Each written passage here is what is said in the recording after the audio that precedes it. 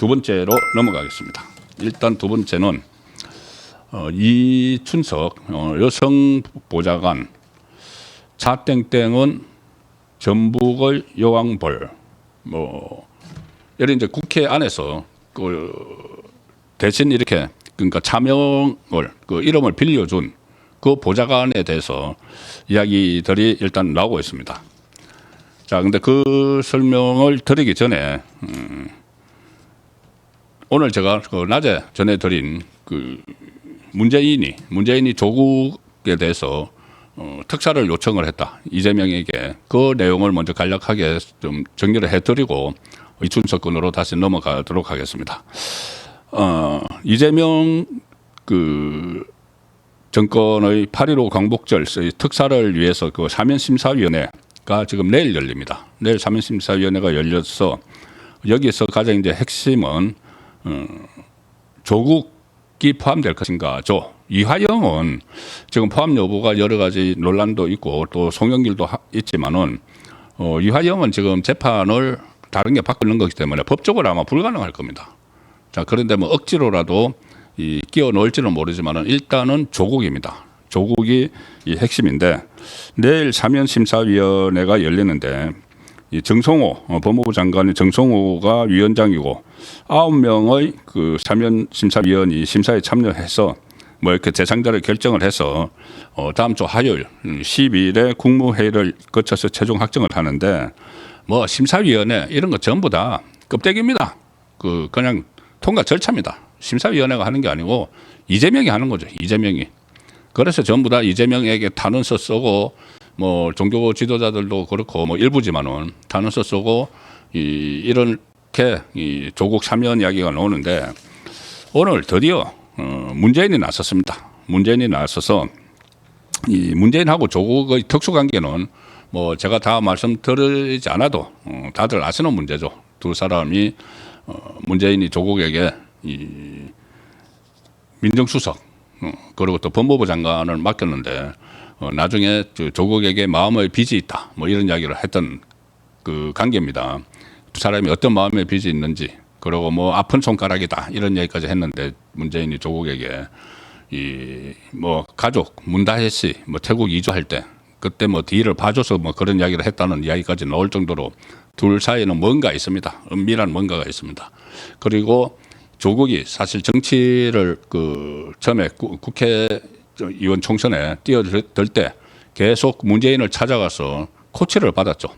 코치를 받아서 문재인이 결국은 그 위성정당 그 여야가 위성정당을 만드는데 그 조국당은 그 지역구에 후보 내지 말고 비례대표만 하라 이런 또 코치를 받아가지고 결과적으로 12석을 얻는 그 성공을 한 거죠. 정치권에 진입하는 데 성공을 한 거죠.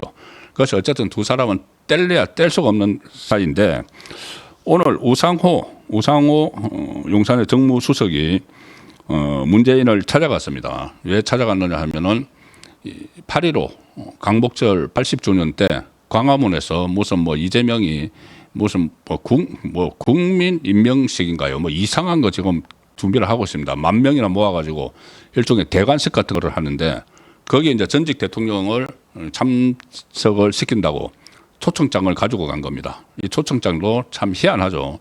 이 좌파의 그 대통령을 했던 그러니까 문재인이나 아니면 노무현의 부인 권양숙 씨 여기는 이 수석이 간다. 정무 수석이 찾아가서 초청장을 준다. 그런데 이명박, 박근혜 전 대통령, 우파 진영의 대통령은 정무 수석이 아니고 정무 비서관이 간다. 정말 이런 좁쌀 같은 이런 그 발상을 하는 정권인데 어쨌든 우상호가 오늘 양산 가서 문재인에게 이제 초청장을 줬죠. 초청장을 주니까 문재인이 이렇게 이야기합니다. 그건 그렇고 나 거기는 갈 테니까 그건 그렇고 이번에 8.15에 정치인도 사면복권 대상이 되느냐 이야기를 하니까 우상호가 뭐 정치인이 포함될지는 아직 결정되지 않았다고 하니 문재인이 뭐라고 하냐면은 이거 자기들이 이렇게 브리핑한 내용입니다. 자기들이 기자들에게 이용한 그 말한 내용입니다. 그대로 말을 했는지 모릅니다. 그런데 어쨌든 그 문재인이 그렇게 했다고 지금 기자들에게 알렸죠. 우상호한테 만약 정치인 사면을 하게 되면 조국이 그 사면 명단에 들어갔으면 좋겠다 이렇게 이야기를 했다고 자기들이 전합니다. 두 사람이 앉아 있었으니까 무슨 말을 했을지 모르죠. 어쨌든 확실한 것은 이 문재인이 조국을 포함시켜라 메시지를 확실히 보냈다는 겁니다. 이게 쉬운 일이 아닙니다. 그냥 간단한 문제가 아닙니다. 자, 어쨌건 간에 이재명은 자격도 없지만은 어쨌든 전직 대통령이죠. 그리고 거기서 법률상 대통령이죠. 거기서 본인이 처음으로 사면권을 행사를 하려고 하는데 바로 그 전 대통령, 좌파로서는 바로 그 전 대통령, 구정권이 간섭을 하는 겁니다. 이건 큰 간섭이죠. 다른 사람도 아니고 조국을 포함을 시키라고 이야기한 건 이거 이재명을 어떻게 보면은 이재명 입장에서는 이것은 굉장히 분노를 해야 될 일이기도 합니다. 그리고 이게 정치적으로 함정이 있기 때문에 그렇죠.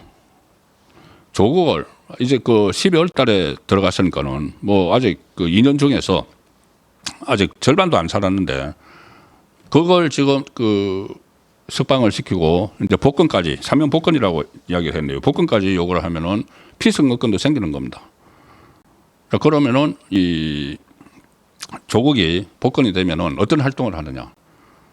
사면 복권이 되면 복권은 안 되고 사면만 되더라도 우선 당장 이 포스트 이재명 좌파 진영 안에서 이재명 다음의 유력한 주자가 됩니다. 이재명이 그 좌파를 일극화, 이재명 일극화 만들어 버렸기 때문에 지금 떠오르는 자기 주자가 없죠. 대권 주자가 없습니다. 그거 뭐 김동연, 김경수 이거 뭐 그때 다 실력 나왔지 않습니까? 뭐 이재명하고 경선하면서 뭐 3%, 4% 반론. 그래서 조국이 떠오르죠. 좌파 진영 안에서 떠오르면 세력이 자기가 조국당에 12명이 있지만은 친문, 어차피 문재인하고 조국은 같은 한 통속이니까 그러니까 친문계가 다 이탈을 해서 민주당 안에 있는 친문계 한 20명 정도 있습니다. 이 새로운 세력을 이제 형성을 할 수가 있죠. 좌파 진영 안에서. 거기다가 딱 그렇게 하기 좋은 환경이 다가옵니다. 바로 지방선거죠. 지방선거. 이재명은 지금 입법, 행정, 사법 사실상 완전히 장악을 하고 지방 권력만 가지면은 못할 게 없다는 생각을 하고 있죠. 모든 걸 다 가지게 된다. 그런데 이번 지방선거 그대로 가면은 워낙 지금 국민의힘이 가라앉아 있으니까는 저번에 2018년 문재인이 집권하고 나서 바로 실시된 지방선거에서 그때 17개 중에서 대구 경북만 그때 국민의힘이 차지하고 제주도는 원희룡이 무소속으로 차지해서 그 3개 빼고 14개를 전부 다 가져갔었습니다. 그래서 지금도 지방선거 그렇게 노리는데 조국이 세력을 형성해서 지방선거에 뛰어들면은 호남을 비롯해서 호남은 그때 작년 총선에서 정당 투표율에서 민주당이 조국당에게 졌죠. 호남을 비롯해서 차질이 생기는 거죠. 그래서 지금 이재명은 이 사면을 안 해주려고 하는 것이 거의 확실하다고 저는 봅니다.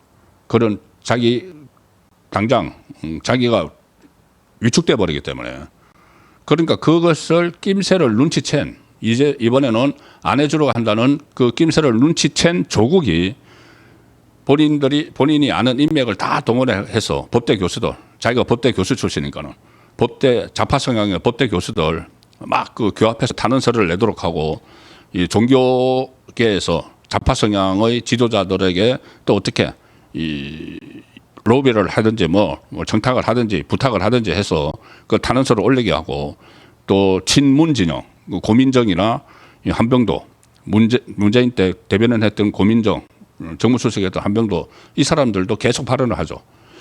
이렇게 갑자기 하는 것이 이재명이 자기를 사면 안 해준다는 것을 눈치를 챘기 때문입니다. 그렇지 않으면은 사면을 해줄 것 같으면은 벌써 아마 연락이 갔을 겁니다. 벌써 연락이 갔습니다. 지금 다 거의 다 정해져 있습니다. 뭐 사면 심사위원회 이것은 그냥 껍데기고 연락이 갔으면은 조국이 그렇게 안 나서죠. 무슨 뭐 친문계를 해서 해달라, 심지어 문재인이 해달라 이렇게 안 하죠. 그냥 가만히 기다리고 있죠. 논란이 일어나는 거는.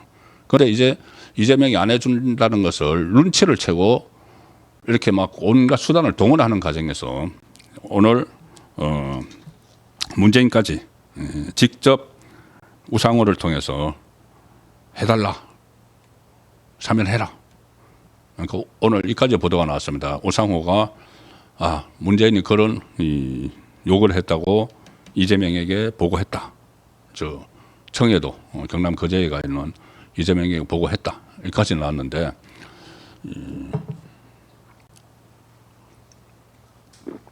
이 문제는 좌파 안의 이 균열을 만드는 핵심적인 요소가 될 수 있습니다. 해도 문제고 안 해도 문제고 하면은 제가 조금 전에 말씀드린 이 좌파에서 새로운 이 세력이 하나 생기는 것이고 하지 않으면은 조국이 가만히 있지 않겠죠. 자기는 이재명이 집권하면은 자기를 조기 사면은 빨리 사면을 해준다는 그 약속이 있었는지 없었는지 뭐 묵시적으로는 있었겠죠. 그것을 기대하고 조국 당에서 대선 후보도 내지 않고 이재명을 밀어줬는데 이제 집권하고 나서 나 몰라라 사면 안 해주고 나 몰라라 하면은 조국이 또 가만히 있지 않겠죠. 뭐 어떤 이 미락이 있었다면 그 미락 내용을 뭐 깨버리거나 터뜨려 버리거나 아니면은 이재명이 뭐 하는 일에 사사건건 방해를 하는 그런 역할을 조국 당이 또 할 수가 있겠죠. 그래서 이러나 저러나 이 조국으로 인해서 조국발 좌파 분열은 불가피한 상황입니다.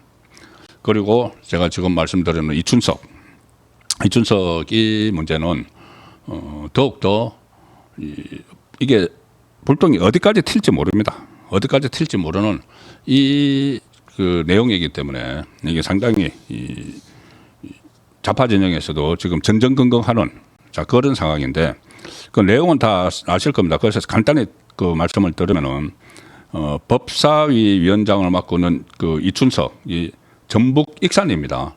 지역구가 전북 익산. 제가 저기 전북의 여왕벌이라는 표현을 썼죠. 전북 익산입니다.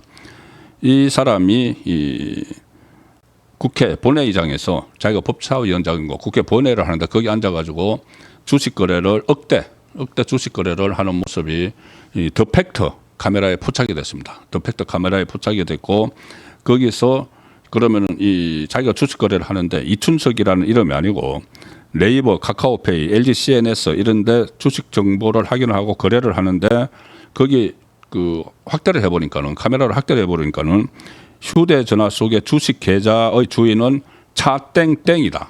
차땡땡. 자, 이 차땡땡은 지금 보도가 된 것까지는 국회 사무총장을 저번에 이춘석이 했었습니다. 그때부터 해온 보좌관인데 이 차땡땡은 이렇게 이야기합니다. 더 팩터 취재진에게 뭐라고 변명을 하느냐면은 말도 안 되는 변명을 하죠. 이춘석 의원님은 주식 거래를 원래 하지 않는다. 제가 주식 거래를 하는데 의원님께 주식 거래에 관한 조언을 자주 얻는다. 그런데 어제 본회의장에 들어갈 때 이춘석 의원님이 자신의 휴대폰으로 잘못 알고 내 거를 갖고 들어갔다. 거기서 내 주식창을 열었다. 잠시 열어서 본 것 같아. 그러니까는 차땡땡의 휴대전화를 보좌관의 휴대전화를 잘못 가져가서 거기서 차땡땡 거를 열었다. 이렇게 당황해서 이렇게 변명을 하죠. 근데 그건 말이 안 되는 거죠. 열은 것뿐이 아니고 거래를 했으니까는 1억대 거래를 했으니까는 거기다가 여기 이 휴대전화로 이렇게 거래를 하려면 한 3번 정도 비밀번호를 다 접속을 하고 가야 되는데 그걸 그냥 다 풀어서 그냥 거래를 한 겁니다. 그런데 이게 작년 국정감사 때도 한번 이게 포착이 된 적이 있다. 그것을 보는 것 그때는 거래까지 안 됐기 때문에 보도가 제대로 안 됐는데 자, 그 상황이죠. 그리고 특히 이 파장이 확산될 수밖에 없는 게 여러 가지 내부자 거래 흔적이 많습니다. 이춘석이 국정기획위원회 그러니까는 인수 역할을 하는 거기서 경제2분과장을 맡았는데 그때 경제2분과가 AI 정책을 담당을 했고 여러 가지 호재성 정보를 미리 알고 매입했다는 이런 정황들이 다 나타나는 것이죠. 그리고 어쨌든 여러 가지 내부 정보를 통해서 거래를 했다는 의혹이 있는데 이런 의혹이 생기니까 이제 여권 전체, 좌파 전체를 향한 여론이 지금 크게 악화가 되고 있습니다. 이 주식 양도소득세 대주주 기준 뭐 이런 것들 또 주식 거래세 이것 때문에 그 부글부글 끓고 있었는데 여권 고위 정치인 특히 법사위원장을 했고 그 정부에 접근할 수 있었던 그 분과위원장을 했던 사람이 이렇게 그 관련된 주식을 거래를 했으니까 이건 나중에 이 규모가 얼마인지 그리고 그 주식 거래로 인해서 얻은 그 수익이 얼마인지 그리고 이 정보를 어디서 들었는지 이런 것을 다 나중에 드러나면은 엄청난 이건 스캔들이 돼서 이재명 정권의 초반에 치명상을 입힐 수가 있는 겁니다. 자, 그래서 여러 가지 이해 충돌 이야기가 나오는데 제가 이춘석의 여성 보좌관입니다. 차땡땡은 전북의 여왕벌 이랬는데 제가 이거 뭐 흥미 위주로 말씀드리려고 하는 것이 아니고 이것이 그러니까는 지금 이 당사자도 그렇고 당사자가 전북이 지역구죠. 전북이 지역구인데 이 차땡땡 이 차 보좌관이 뭐 이름은 제가 알고 있습니다만 다른 언론에서 지금 이름은 아직 쓰고 있지 않기 때문에 그런데 이제 이 여성 보좌관입니다. 여성 보좌관인데 전주에서 여고와 대학까지 다 나왔습니다. 전주 토박이죠. 전주 토박인데 민주당 전북도당에서 또 간부를 했습니다. 전북에서. 그리고 이 알려진 바로는 제가 이제 다 이게 일일이 다 확인은 안 했지만 지금 그 정치권에서 나오는 바로는 전북도청의 서울 사무소에서 또 근무를 했습니다. 그 대외 협력국 이런 데에 있으면서 어쨌든 전북 지역 정치권을 굉장히 잘 알고 있다. 그리고 이춘석의 보좌관으로 가서 전북 국회의원인데